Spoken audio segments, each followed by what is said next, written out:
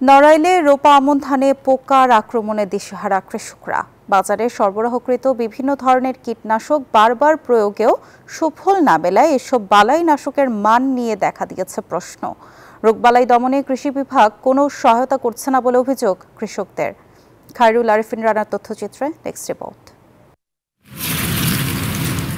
সোনার ফসল খেয়েছে পোকায়, নানা রোগবালাই আর পোকার আক্রমণে এমনই দুরবস্থা নড়াইলের ফসলের মাঠে।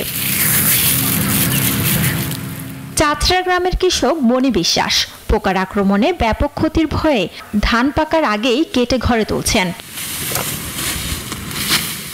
বনি বিশ্বাসের মতো জেলার অসংখ্য চাষিদের বিপর্যস্ত অবস্থা।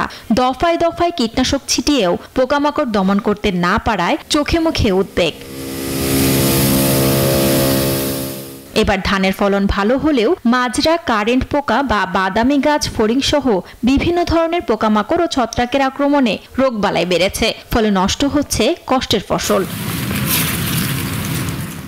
কৃষকের অভিযোগ, কৃষি বিভাগের পক্ষ থেকে পাচ্ছেন না কোনো সহায়তা। দোকানদারদের পরামর্শে বিভিন্ন ধরনের কীটনাশক প্রয়োগ করে প্রতারিত হতে হচ্ছে।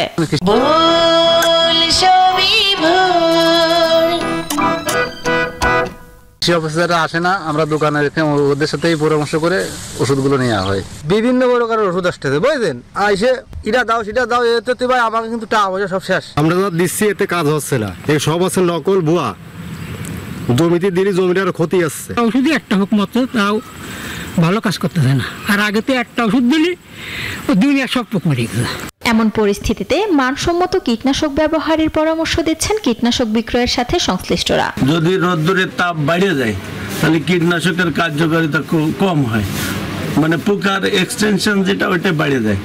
পোকার এক্সটেনশন বাড়ার পরে অনেক ওষুধের কার্যকারিতা হয় কিন্তু কম হয়, আশানুরূপ ফল পাওয়া যায় না।